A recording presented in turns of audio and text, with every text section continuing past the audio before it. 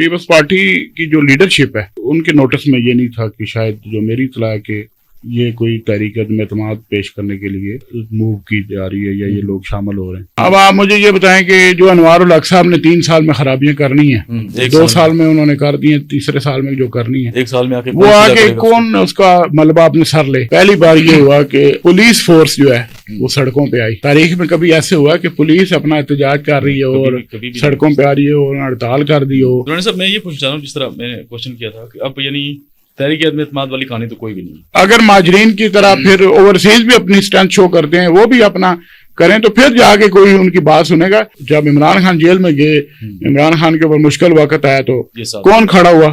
قیوم نیازی اور خواجہ فاروق. حالانکہ قیوم نیازی صاحب کے اوپر کوئی بڑا الزام نہیں تھا, انہوں نے کوئی ایسی بڑی خرابی نہیں کی تھی اپنے حکومت میں جب وہ وزیر اعظم تھے. لیکن چونکہ تنویر الیاس کا پریشر تھا, قیوم نیازی صاحب نے تو کوئی اتنا بڑا جو ہے جرم نہیں کیا تھا. یا امید پوٹھی صاحب نے کیا کر دیا تھا. 6 بندے ہوں بھی تو دیکھیں بات یہ ہے رائے صاحب, اصل مسئلہ یہ ہے کہ ہمارے یہاں کیٹیگریز ہیں. بسم اللہ الرحمن الرحیم. السلام علیکم ناظرین. پرانت وعدہ خیال کے ساتھ میں ہوں راجہ عثمان طاہر اور مرتضیٰ درانی صاحب آج ہمارے ساتھ موجود ہیں اسٹوڈیو میں. ناظرین آج ہم بات کریں گے کہ آزاد کشمیر اسمبلی میں گزشتہ دنوں ایک موو چل رہی تھی وزیر اعظم کے خلاف تحریک عدم اعتماد کے حوالے سے. تنویر الیاس صاحب نے جوائننگ کی تھی, پاکستان پیپلز پارٹی میں شمولیت اختیار کی اور اس کے بعد اس عدم اعتماد کی جو تحریک تھی اس میں بڑا زور و شور سے جو ہے نا وہ پیش رفت ہو رہی تھی. لیکن اچانک بیچ میں پھر کوئی ایسا تعطل آ گیا کہ یہ ان کے خلاف تحریک عدم اعتماد رک گئی.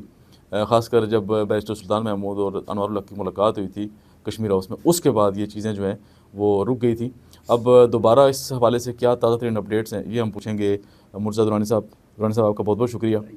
تو یہ بتائیں کہ پچھلے دنوں جب تنویر الیاس صاحب نے شمولیت اختیار کی پاکستان پیپلز پارٹی میں, اس کے بعد وزیر اعظم کے خلاف انوار الحق کے خلاف تحریک عدم اعتماد جو ہے وہ بڑے زور و شوروں سے لگ ہی رہا تھا کہ صبح پیش ہوئی یا شام پیش ہوئی, اور لوگ بھی دھڑا دھڑ جو ہے وہ پیپلز پارٹی میں شامل ہو رہے تھے اور ان کی نشستیں بھی 17 تک پہنچ گئیں سیٹیں.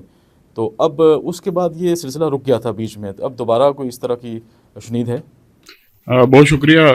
اصل میں یہ جو تنویر الیاس صاحب کی شمولیت تھی اور اس میں سے کچھ لوگ جو فارورڈ بلاک کے شامل ہوئے, تو پیپلز پارٹی کی جو لیڈرشپ ہے یا جو ٹاپ لیڈرشپ ہے ان کے نوٹس میں یہ نہیں تھا کہ شاید جو میری اطلاع ہے کہ یہ کوئی تحریک عدم اعتماد پیش کرنے کے لیے موو کی جا رہی ہے یا یہ لوگ شامل ہو رہے ہیں. صرف اس حد تک تھا کہ پیپلز پارٹی کو یونائٹ کر رہے ہیں, پیپلز پارٹی کو مضبوط کر رہے ہیں. مرکزی کیا ہے جو آصف زرداری صاحب ہیں, بلاول صاحب اور فریار تلپور صاحب تک ہیں, اور میرا نہیں خیال ہے کہ پیپلز پارٹی کی لیڈرشپ نے کوئی تحریک عدم اعتماد لانے کا یا انوار الحق کو وزارت سے ہٹانے کا جو ہے وہ فیصلہ کیا تھا. یہ میں آپ کو خبر دے رہا ہوں کہ پیپلز پارٹی کی مرکزی لیڈرشپ نے, مرکزی قیادت نے کوئی فیصلہ نہیں کیا تھا تحریک عدم اعتماد لانے کا.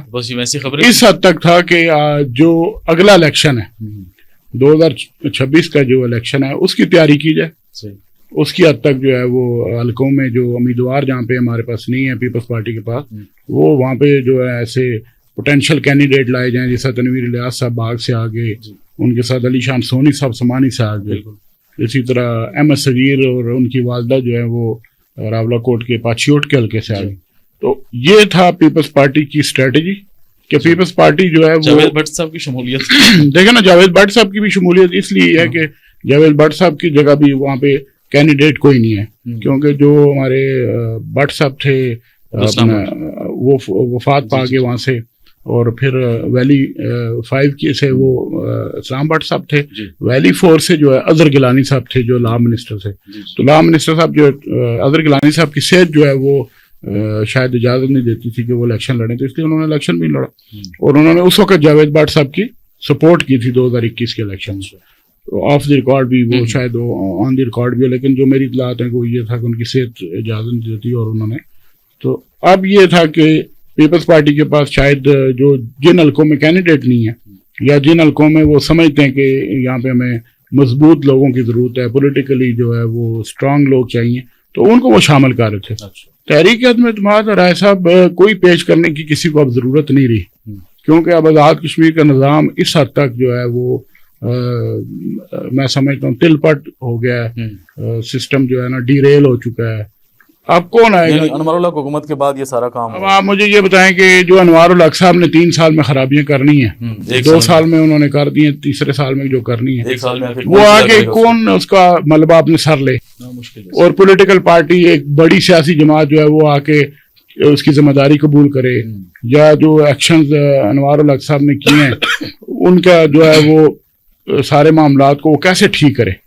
अब आप देखें ना, 1 साल के कलील अरसे में उस वज़ीर आज़म ने इलेक्शन भी कराने, उसने गुड गवर्नेंस भी लानी है, उसने इदारों को जो डीरेल किया है अनवर उल हक साहब ने उसको भी ठीक करना है। तो ये कोई अलादीन का चिराग तो नहीं है कि या कोई महकमे उनके सरबराहान को भी तैनात करना है। महकमे के सरबराहान तो तैनात करना ये इतना बड़ा फैसला नहीं होता, लेकिन कमीशन के सरबराह का बड़ा मसला बना। अभी भी इलेक्शन कमीशन के सरबराह अगर आप नहीं लगाएंगे तो मुझे तो आज़ाद कश्मीर का इलेक्शन ही नहीं नजर आ रहा कि बर वक्त जो है वो इलेक्शन ही नहीं हो सकता। तो अगर इलेक्शन हुआ भी तो फिर वो आपको शायद चीफ इलेक्शन कमीशन का जो है ना वो ओहदा जो है वो किसी हाजिर सर्विस जज के हवाले करना पड़े। अच्छा। और वो जो है ना एक्टिंग चीफ जस्टिस के तौर पे काम करे, चीफ इलेक्शन कमीशन के तौर पे बड़ी मुश्किलात हैं मतलब आज़ाद कश्मीर के सिस्टम को दोबारा पटरी पे लाने के लिए। आप ये कह रहे हैं कि अनवर उल हक साहब के दौर में ये सारा सिस्टम पटरी से उतर चुका है।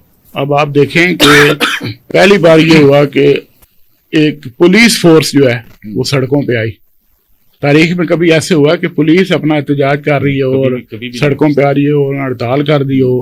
पुलिस फोर्स ने कभी, ये डिसिप्लिन फोर्स होती है, बिल्कुल आपने कभी सुना कि ये जो है वो इसे नारेबाजी कर रही हो पुलिस और वो जो है सड़कों पे आ जाए? इससे बड़ी जो है वो, इससे बड़ी आपको बैड गवर्नेंस की कोई मिसाल मिलती है पिछले 50-70 साल में कि पुलिस फोर्स जो है वो सड़कों पे आ गई और आईजी और चीफ सेक्रेटरी जो है वो बेबस नजर आ रहे हैं। बिल्कुल ऐसे आप देखें वफाक के नुमाइंदे ऐसे लग रहे थे जैसे वफाक के नुमाइंदे नहीं है, वो बेचारे कोई बस अपनी इज्जत बचा के बैठे हुए वहां पे। तो मुझे नहीं लग रहा कि आज़ाद कश्मीर में कोई सिस्टम जो है बेहतरी की तरफ जा रहा है, या आइंदा आने वाले सालों में कोई वज़ीर आज़म जो है वो इस पोजीशन में होगा कि इसको बेहतरी इसमें लाए, क्योंकि इतनी खराबी हो गई है, इस हद तक खराबी हो गई है कि अब इसको ठीक करने के लिए आपको एक बड़ा स्ट्रांग किस्म का हुकूमती सेटअप लाना पड़ेगा और बड़े जो है गैर मकबूल फैसले करने पड़ेंगे, तब जाके आज़ाद कश्मीर के मामलात किसी हद तक बेहतर होंगे। अदरवाइज देखेंगे आप ये आज़ाद कश्मीर जो है वो खिता इतना पुरअमन और इतना जो है ना वो असास खिता था कि इसके बारे में तो कोई बात ही नहीं करता था। लोग सिफारिशें करा के तो आईजी चीफ सेक्रेटरी लगते थे। अब मुझे किसी ने बताया कि अब तो मुख्तलिफ जो ओहदों पे आने के लिए जो पोस्टिंग ऑर्डर्स होते हैं वो सिफारिशें कराते हैं कि वो आज़ाद कश्मीर में ना जाएं, वो मनसूख कराने के लिए सिफारिशें कराते हैं। पहले आज़ाद कश्मीर को में आने के लिए लोग सिफारिशें कराते थे, अब आज़ाद कश्मीर में न जाने के लिए सिफारिशें करा रहे हैं। और ये जो है ना सबसे बड़ी अलार्मिंग सिचुएशन है कि लोग जो है ना अपनी इज्जत बचा रहे हैं, वो समझते हैं आज़ाद कश्मीर में जाके आपकी जो है ना तो सर्विस आप अच्छी तरह कर सकते हैं, ना आप इज्जत आपकी महफूज, अपना रिकॉर्ड लोग ठीक करना चाहिए। बिल्कुल।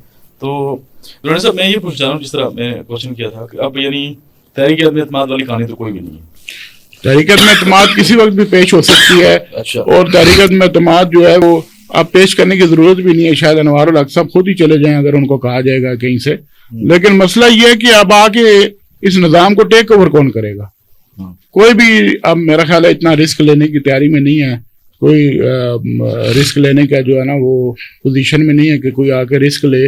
और ये जो चीज़ें ख़राब हुई हैं, पूरा सिस्टम ख़राब हुआ है, एंटी पाकिस्तान बयानिया जो बन गया, आपको पता है ये नया नैरेटिव दिया गया। गवर्नमेंट जो आएगी उसके लिए बड़ा चैलेंजेस होंगे, मतलब जो 2021 के 2026 के इलेक्शन होंगे, अल्लाह करे हो जाए, बजाय जिस तरह आपके लग तो नहीं रहा है, मुझे नहीं लग हमारी दुआ अल्लाह करे हो जाए। तो उसके बाद जो नई गवर्नमेंट आएगी उनके लिए बड़े मसाइल का सामना करना पड़ेगा सारे सिस्टम को ठीक करने के लिए, खास करके जो पाकिस्तान मुखालिफ बयानियां बनाए इस हवाले से। जी, मैं आपको ये गुजारिश कर रहा हूँ कि ये आसान काम नहीं होगा। अब तो 1 साल का से भी कम अरसा रह गया इलेक्शन में, और अगर इलेक्शन अपने टाइम पे हो भी जाते हैं तो आइंदा जो गवर्नमेंट आएगी उसको बड़े ही गैर मकबूल फैसले करने होंगे। गैर मकबूल फैसले नहीं करेंगे तो फिर ये जो है ना यहाँ पे प्रॉक्सी जो है वो चलती रहेगी मोदी की, और फिर मोदी ने यही कहना है कि मेरे बच्चे जो हैं वो सड़कों पे। अभी आपको तो एक बड़े जो है इम्तिहान से गुजरना है, जो एक्शन कमेटी ने 29 सितंबर का जो उन्होंने ऐलान किया हुआ है और महाजरीन नशिस्तों के बारे से ऐलान किया हुआ है, تو اگر وہ احتجاج اس حد تک چلا جاتا ہے جیسا 13 مئی پچھلے سال ہوا اور اس میں اس حد تک جو ہے وہ لوگ نکل آتے ہیں تو پھر آپ کا تو مجھے الیکشن نظر ہی نہیں آ رہا نا. آپ دیکھیں پھر الیکشن کدھر ہے. اگر لوگوں کو 12 سیٹیں اگر آپ نے اسمبلی میں سے 12 سیٹیں نکالنی ہیں اور وہ جو ہے نا مہاجرین کی نشستیں جو ختم کرنی ہیں تو پھر آپ کو ری ڈیزائن کرنا ہوگا نا سارا سسٹم. آپ کو ایکٹ کو نیا بنانا ہوگا, سب کچھ کرنا ہوگا. تو اس کے لیے پھر شاید یہ اسمبلی نہ کر سکے تو وہ کوئی اور ہی آ کے کرے گا, کیونکہ اس اسمبلی نے تو میرا نہیں خیال ہے کہ سپورٹ کرنی ہے. اگر کر بھی دیں تو 12 جو آپ کے مہاجرین ممبران اسمبلی ہیں وہ آرام سے تو نہیں بیٹھیں گے, تو یہ ٹکراؤ کی صورتحال ہو جائے گی. مہاجرین ورسز آزاد کشمیر ایک نیا ٹکراؤ کا جو ہے نا وہ میں دیکھ رہا ہوں کہ ایک نیا سلسلہ شروع ہو رہا ہے, اور یہ جو ہے نا خطے کے لیے اچھا نہیں ہے, ریاست پاکستان کے لیے اچھا نہیں ہے, اور میرا خیال ہے کہ ذمہ دار اداروں کو اس پہ نا نوٹس لینا چاہیے. صحیح بات ہے. اچھا, مہاجرین کی نشستوں کے حوالے سے جس طرح آپ نے بات کی تو اوورسیز کشمیریوں نے بھی ایک کانفرنس ہوئی تھی گزشتہ روز. جاوید راٹھور صاحب جو ہیں یو کے میں اپنا یو ایس میں, تو ایک زوم پہ بڑی کانفرنس کی, بڑے اہم جو نمائندے اس میں شریک ہوئے. تو اس میں جو بڑا مطالبہ سامنے آیا وہ یہی آیا ہے کہ مہاجرین کی جو 12 نشستیں ہیں ان کو ختم کیا جائے اور کشمیری ڈائسپورا کے لیے 6 مخصوص نشستیں آزاد کشمیر اسمبلی میں مختص کی جائے. تو یہ ان کا ایک بڑا مطالبہ سامنے آیا ہے. دیکھیں نا, پہلے ہی ایک اوورسیز کشمیری جو ہے نا وہ اوورسیز کی نشست پہ آتے ہیں, ممبر اسمبلی بنتے ہیں, زیادہ تر وہ یو کے سے ہی بنتے ہیں. بالکل. اب وہ کہہ رہے ہیں 6 کریں, اب وہ چاہ رہے ہیں کہ ایک امریکہ میں کر دیں, وہ برطانیہ میں, یورپ میں, کوئی مڈل ایسٹ وغیرہ. تو وہ 6 بھی آ کے کیا کریں گے؟ مطلب پہلے ان کے ایک نمائندے نے کیا کر لیا, یہی کہا جاتا تھا کہ جی اوورسیز کی نمائندگی ہوگی, اوورسیز کے معاملات ٹھیک ہوں گے. تو اوورسیز ممبر اسمبلی جو بغیر ووٹوں کے آتا ہے جی, اور وہ اس اسمبلی کا مرہون محنت ہوتا ہے, وہی اسمبلی جو اس کو منتخب کرتی ہے, تو وہ آخری بیک بینچر ہوتا ہے. اس کو تو کہیں نہ کوئی بیٹھنے کی صحیح طرح بات کرنے کی اجازت ہوتی ہے, نہ بیٹھنے کی اجازت ہوتی ہے, نہ کوئی وزارتیں ملتی ہیں. کہہ رہے ہیں کہ اس میں اگر ہمارے 6 بندے ہوں گے تو چلو وہ کچھ کر پائیں گے, ایک بندہ تو کچھ نہیں کر سکتا. 6 بندے ہوں بھی تو دیکھیں بات یہ ہے رائے صاحب, اصل مسئلہ یہ ہے کہ ہمارے یہاں کیٹیگریز ہیں. پہلی کیٹیگری یہ ہے کہ آزاد کشمیر سے جو ممبران اسمبلی منتخب ہوتے ہیں وہ فرسٹ, ان کو درجہ اول کا جو ہے نا وہ ممبر اسمبلی قرار دیا جاتا ہے, درجہ دوم کا جو ہے وہ مہاجرین کو کہا جاتا ہے, اور درجہ سوم جو ہے وہ ہوتے ہیں جو ریزرو سیٹوں پہ آتے ہیں, مانگے تانگے کی سیٹیں. ان کو ریزرو سیٹیں کہتے ہیں کہ جی یہ بس ٹھیک ہے, مفت کے آ گئے ہیں, ان کو مفت میں بس ووٹ مل گئے ہیں, کچھ تو پیسے لگا کے بھی آتے ہیں. اور اس سے پہلے بھی مہاجرین کی اوورسیز کشمیریوں کی سیٹیں جو ہیں, اور اس پہ بھی لوگوں نے بڑی بڑی انویسٹمنٹس کی اپنی پارٹی کے اندر, تو اس سے ووٹ لیے انہوں نے. پہلے تو کشمیر کونسل کی نشستیں بھی بکتی ہوتی تھی, وہ بھی اب ختم ہو گیا سلسلہ. تو اب جو ہے وہ اگر مہاجرین کی بھی ختم کر دیں گے, اوورسیز کی بڑھا دیں گے, سسٹم تو وہی رہے گا نا. آپ مجھے بتائیں ان کو کیا امپورٹنس ملے گی, انہوں نے کیا کر لینا, ان کے پیچھے کون سی عوامی قوت ہوگی؟ یا تو یہ اپنی پہلے اسٹرینتھ شو کریں, اتنے جس طرح ایکشن کمیٹی نے اپنی پاور شو کی جس طرح پبلک میں آ کے, تو اس طرح مہاجرین بھی اپنی مہاجرین کی طرح مہاجرین تو کر رہے ہیں, وہ بھی انہوں نے اعلان کیا کہ ہم اپنی ایکشن کمیٹی بنائیں گے. اگر مہاجرین کی طرح پھر اوورسیز بھی اپنی اسٹرینتھ شو کرتے ہیں, وہ بھی اپنا کریں, تو پھر جا کے کوئی ان کی بات سنے گا. اس طرح تھوڑی ہوتا ہے کہ آپ ایک کانفرنس کر لیں اور اس میں آپ مطالبہ کر لیں اور پھر وہ آپ کی بات کوئی بھی نہیں مانے گا. یہاں پہ اسمبلی کے اندر بیٹھے ہوئے لوگوں کی بات کوئی نہیں سنتا, وہاں پہ بیٹھے ہوئے مطالبے کوئی نہیں. ابھی تک آپ بتائیں پبلک اکاؤنٹس کمیٹی تک نہیں یہ بنوا سکی اسمبلی 3 سال سے, وزیر اعظم ہی سب کچھ ہیں اس کے. دیکھیں نا تضاد ہے کہ نہیں سسٹم میں, کہ جو اکاؤنٹیبلٹی کا ادارہ ہے وہی نہیں کوئی قائم ہوا. احتساب بیورو کا چیئرمین کوئی نہیں ہے, محتسب اعلیٰ کوئی نہیں ہے, اور اداروں کے سربراہ کوئی نہیں ہے, کوئی فرق نہیں پڑتا, چیف الیکشن کمیشن کوئی نہیں ہے. وزیر اعظم انوار الحق نے یہ ثابت کر دیا کہ ان لوگوں کے ہونے یا نہ ہونے سے کوئی فرق نہیں پڑتا, ریاست پھر بھی چلتی رہے گی. اچھا درانی صاحب یہ بتائیں کہ گزشتہ دنوں ہم نے دیکھا بمبر میں پی ٹی آزاد کشمیر کی جو صدر ہیں عبدالقیوم نیازی صاحب, ان کو گرفتار کیا گیا. وہ ایک ریلی میں شرکت کے لیے گئے ہوئے تھے اور واپس آ رہے تھے کہ ان کو گرفتار کیا گیا, اور لوگ یہ کہہ رہے ہیں کہ وزیر اعظم نے ان کو اپنے حلقے میں بلا کے گرفتار کروایا ہے. یہ تو کوئی روایت اچھی نہیں چلی ہے. دیکھیں بالکل عبدالقیوم نیازی صاحب بڑے روادار سیاستدان ہیں, اور وہ پی ٹی آئی کے صدر بھی ہیں, بزرگ سیاستدان. بالکل. تو میں یہ سمجھتا ہوں کہ ایک تو 16 ایم پی او کے تحت ان کو گرفتار کیا, اور وہ D C deputy commissioner Mirpur نے ان کے اوپر وہ 16 ایم پی او لگایا تھا, होना तो ये चाहिए था, जब वो मीरपुर में थे उनको वहीं पे डिप्टी कमिश्नर बता देते कि सर आप जो है यहाँ पे जो है ना आपको हमने 16 MPO के तहत जो हाउस अरेस्ट कर लिया या जो भी, लेकिन बदकिस्मती से उन्होंने गलत पैगाम दिया। ये अच्छा पैगाम नहीं था कि अब्दुल क़य्यूम नियाज़ी साहब जैसा जो है वो ज़ीरक सियासतदान, बुजुर्ग सियासतदान जो है उनको वो बिम्बर जैसे जो अपने डिस्ट्रिक्ट में जाके वो अरेस्ट करवाते हैं। तो ये इससे अच्छा मैसेज नहीं गया, बड़ा रॉन्ग मैसेज गया। लेकिन ये है कि सियासी तौर पे मैं समझता हूँ क़य्यूम नियाज़ी साहब को इसका फायदा होगा, पॉलिटिकली उनको फायदा होगा। उनको बड़ी अपने पार्टी के लेवल तक उनके देखें, इमरान खान ने उनको पार्टी सदर बनाया और क़य्यूम नियाज़ी साहब ने ये साबित किया कि मुश्किल दौर में, मुश्किल टाइम में वही साबित कदमी से इमरान खान के साथ खड़े रहे। इससे पहले देखे ना, वो उनको 1 साल भी नहीं रहने दिया वज़ीर आज़म, और इमरान खान ने उनको हटा के तो तनवीर इलियास को वज़ीर आज़म बना दिया। लेकिन क़य्यूम नियाज़ी साहब ने ये नहीं सोचा कि मुझे इमरान खान ने जो है ना वो निकाल दिया था और मैं जो है ना अब उसके साथ। लेकिन जब इमरान खान जेल में गए, इमरान खान के ऊपर मुश्किल वक्त आया तो कौन खड़ा हुआ? क़य्यूम नियाज़ी और ख्वाजा फारूक। ख्वाजा फारूक साहब भी जो है वो अपोजिशन लीडर बन के साथ उन्होंने दिया। ये गिने चुने चंद लोग थे जिन्होंने मुश्किल टाइम में अभी तक खड़े हैं। जो सबसे मुश्किल टाइम जो है वो क़य्यूम नियाज़ी साहब पे आया। अब्दुल क़य्यूम नियाज़ी साहब वज़ीर आज़म भी रहे, ठीक है, इमरान खान ने उनको इज्जत भी दी, लेकिन उनको एक थोड़े से टाइम के लिए वज़ीर आज़म बनाया, फिर वो उनको हटा दिया और तनवीर इलियास साहब आ गए। लेकिन उन्होंने ये दिल में रंजिश नहीं रखी इमरान खान के खिलाफ। क़य्यूम नियाज़ी साहब ने ये नहीं सोचा कि मुझे इन्होंने इस बगैर किसी वजह के वज़ीर आज़म हाउस से निकाल दिया या वज़ारत उज़्मा के मनसब से हटा दिया। हालांकि क़य्यूम नियाज़ी साहब के ऊपर कोई बड़ा इल्ज़ाम नहीं था, उन्होंने कोई ऐसी बड़ी खराबी नहीं की थी अपने हुकूमत में जब वो वज़ीर आज़म थे। लेकिन चूंकि तनवीर इलियास का प्रेशर था, आपके पास चमक की जो है ना वो उस वक्त वो चमक दिखा रहे थे, तो वो वज़ीर आज़म बन गए। लेकिन क़य्यूम नियाज़ी साहब ने ये साबित किया कि वो जो है वो इमरान खान के या PTI के वफादार जो है वो कारकुन भी हैं, जानिसार हैं, और उन्होंने मुश्किल वक्त में आज़ाद कश्मीर की पार्टी सदारत चलाई और अभी तक देखें वो चला रहे हैं। और पहले भी उनके ऊपर मुकदमे हुए, पेशावर में भी उनके ऊपर केस चल रहा है, 9 मई के भी उनके ऊपर FIR हैं, उनमें भी उनके ऊपर केस चल रहा है। तो देखें यही लोग होते हैं जो पार्टी का असासा होते हैं। तो मैं समझता हूँ क़य्यूम नियाज़ी साहब की जो गिरफ्तारी है उस पर आज जो हाई कोर्ट में रिट हुई मुजफ्फराबाद में, तो उस पर भी जज साहब ने जो है वो सरदार एजाज साहब ने बरहमी का इज़हार किया हुकूमत के ऊपर।